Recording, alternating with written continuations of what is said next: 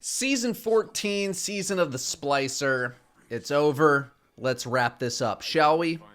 The overarching storyline was that of Mithrax and the endless night in the tower. The Vex were doing some shady stuff. We had to go into the Vex network over the course of a couple of months to find Queria and shut it all down. Week over week, we'd find out little bits and pieces of who is all behind this, along with some interesting conversations from Osiris and Saint 14, Mithrax, Lakshmi. This season definitely started out strong when it came to these characters. A strong point of the storytelling was not that this season was just, it's good versus evil and there's literally no nuance whatsoever, but that it also had a bit more going on. First of all, the return of Ikora has been very refreshing. You have Saint 14 evolving as a character, Lakshmi stirring up the citizens of the city, the split between Fallen being our enemy versus our friend, or at least this particular House of Fallen. A lot of good theming going on this season. Really enjoyed that.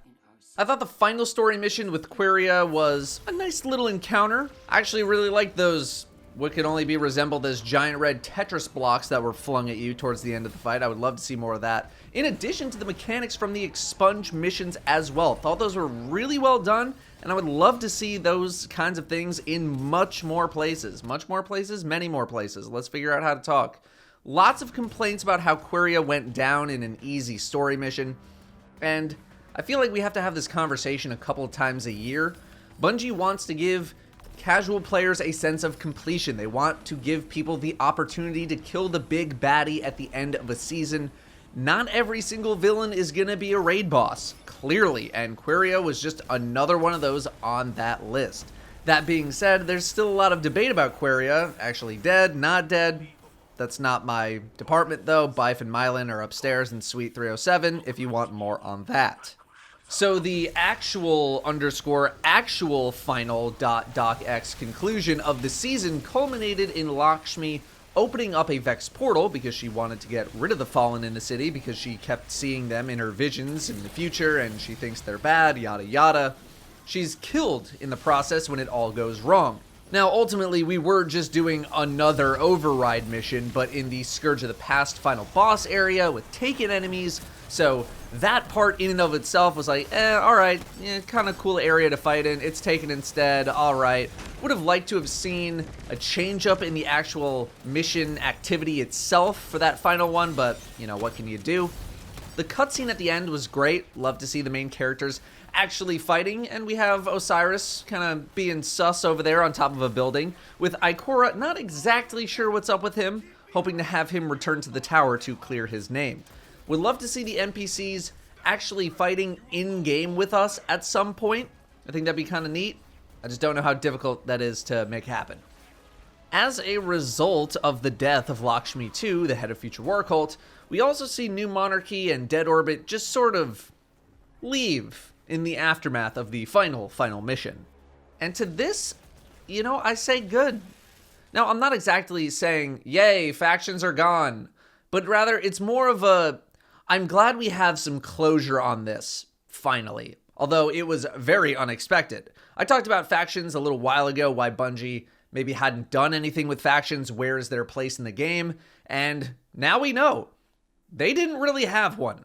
I think this is Bungie's way of saying, look, the factions don't really fit into the narrative anymore. They're a relic from the D1 days. We didn't have a great use for them, and so we're just phasing them out. Bungie likely already has a pretty good idea as to where the story is headed over the next couple of years, given their shift in storytelling with seasonal content as we know it today. Factions were around in year 1 of D2 as a part of faction rallies, but as we know, number 1, faction rallies were not very good. Number 2, factions have barely been utilized since. It's possible that Bungie had bigger plans for the factions even back in D1, and they just didn't get around to it. So it's pretty clear that Bungie had no place for them in the current story, and I think it's an okay decision to get rid of them because we have characters in the game that are much more fleshed out, or at the very least, much more interesting than factions are, which have been given zero attention whatsoever for a very long time.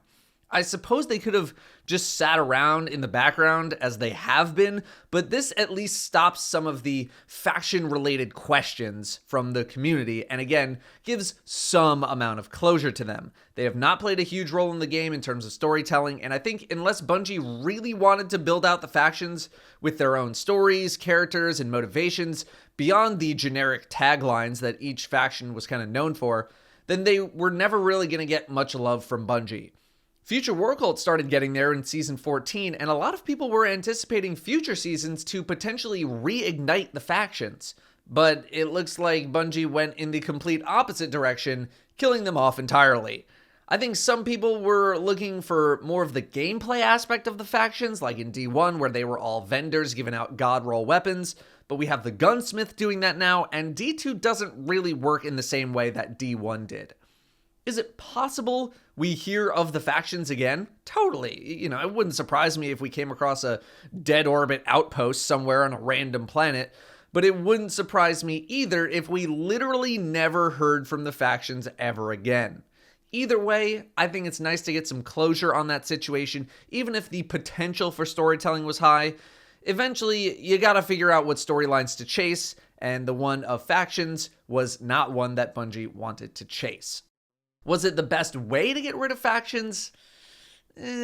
I think people would have preferred to see a bit more out of the other two factions, but I suppose there's only so much you can do in a given season, nor do I think Bungie wanted to drop a ton of work into multiple seasons, fleshing out factions, only to end up killing them off in the end. Perhaps fleshing them out more would have given them more reason to stick around for the long haul, but again, Bungie has the story that they want to make, and there are more interesting characters than the factions that they have ignored for years now.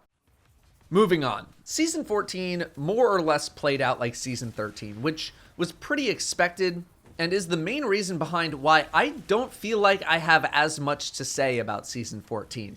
Bungie perhaps had a feeling that Season 13 was going to be much better than 12, which it was, and modeled Season 14 after Season 13. This isn't to say that the season was bad, because I don't think Season 14 was bad at all, but I do think Season 13 was a little bit better than 14 because of a more front-facing villain. I thought Battlegrounds were a bit more fun than Overrides, and Presage was a really strong activity both in terms of narrative, first-time experience, and, Dead Man's Tale. It also had the benefit of being a huge step up from the previous season. We didn't get a seasonal exotic like a Dead Man's Tale from Season 13, but we did get Vex Mythoclast to return, which wasn't that bad of a weapon upon a deeper review. Also, Vex Mythoclast is getting a massive buff in Season 15, to the point where it might be one of the top meta weapons for the rest of the year. Override was this season's activity, a 6-man activity, the first time in quite a while that we have had a 6-player playlist activity. And it was fine. Enemy density was the phrase of last season, and I think Override was pretty close in hitting that sweet spot of enemy density, but it could have used just a bit more in my opinion. But as usual, I can only tolerate so many runs of the seasonal activity before I just kind of check out. Like I imagine most of you. You can only make dunking a thing into a thing so exciting. You can only make certain gameplay elements so exciting before it's just not a novelty anymore. The legendary seasonal weapons were pretty good, and Bungie has been providing good options on that front for the past couple of seasons now, bringing back old faction weapons, providing new guns like Chroma Rush and Ignition Code, although the Moon and Dreaming City weapons that returned were not great, but Bungie's fixing that. New perks have been trickling into the game as well, which, even if they're not all that great, I appreciate that they exist because they can always be made better. Expunge, which was initially thought of as this season's Presage, before we actually saw what it was a series of revolving challenges from platforming to puzzle completion to combat. I definitely enjoyed Expunge Sticks the most and would love to see more of these kinds of mechanics come to the game in a more significant way. Season 14 also introduced highly requested armor synthesis, aka armor transmog. The main issue of synthesis was how prohibitive it felt in terms of being able to unlock ornaments, as you can only get so many per season. This season started with 10 free unlocks per class, and then 10 more unlocks per class that you would have to bounty grind to unlock. But to even get those bounties, you needed currency that can only be earned by actively playing the game, to the point where it was calculated that you needed to play 5 hours to save enough materials to buy one bounty in the first place, and then you had to go do the bounty. Doing that across all characters takes many, many hours.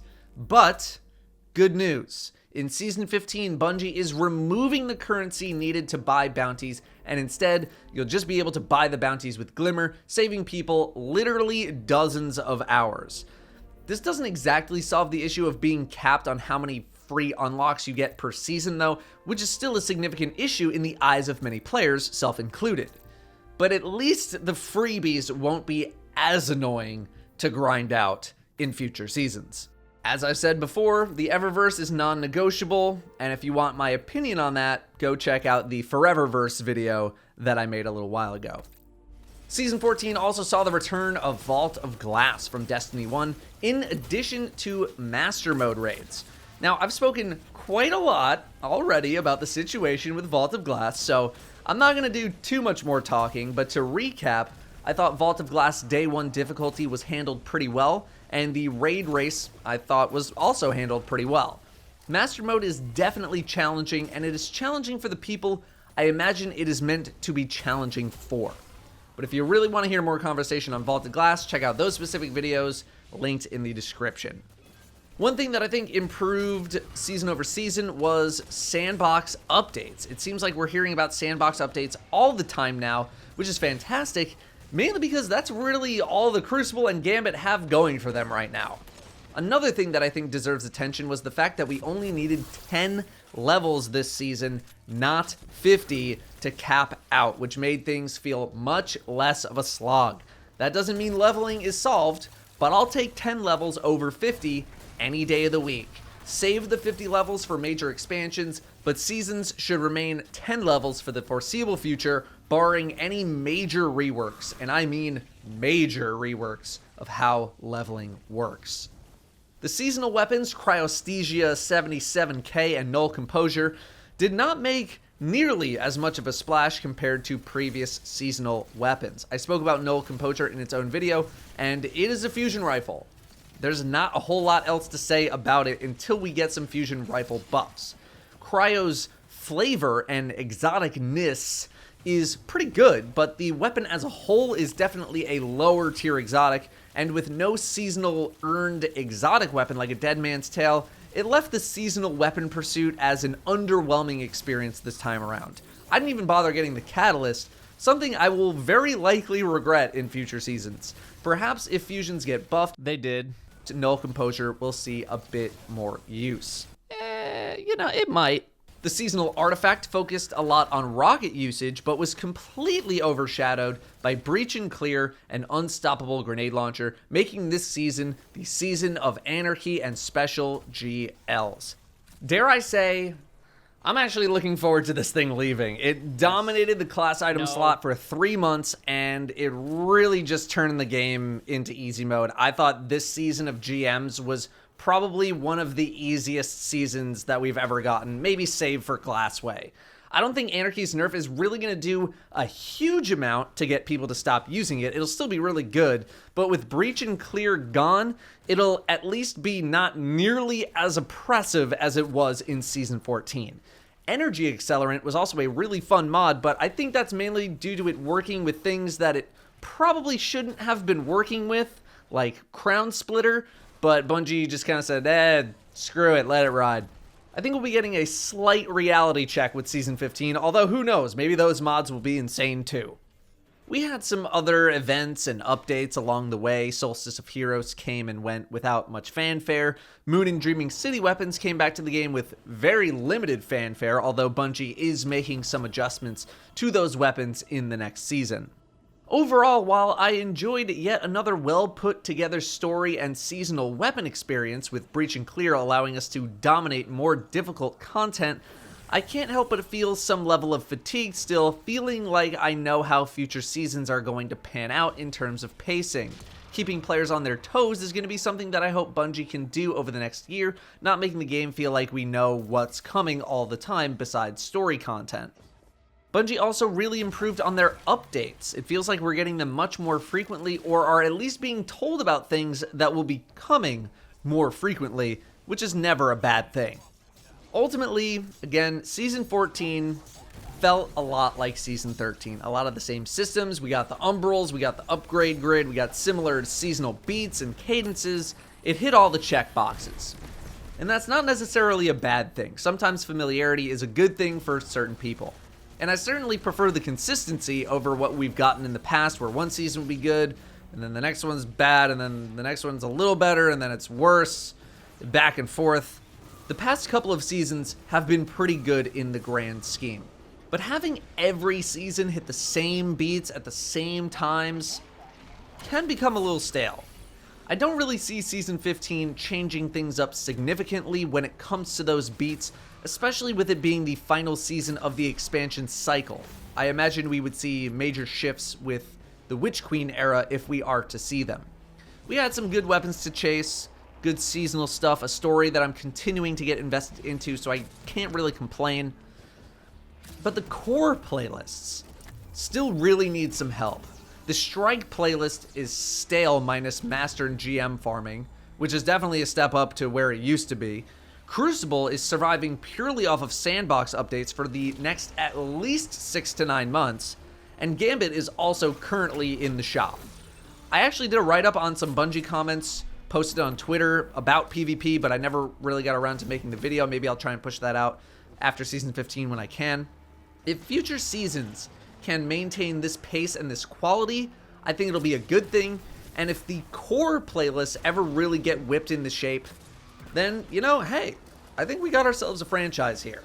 The past couple of seasons have been good, but I think a weak core playlist is making them feel like they aren't as good because we have to interact with the core so much as part of the seasonal loop. Boosting those core playlists may remedy that situation. Anyway, that's all from me. Thank you very much for watching, and I'll see you in Season 15.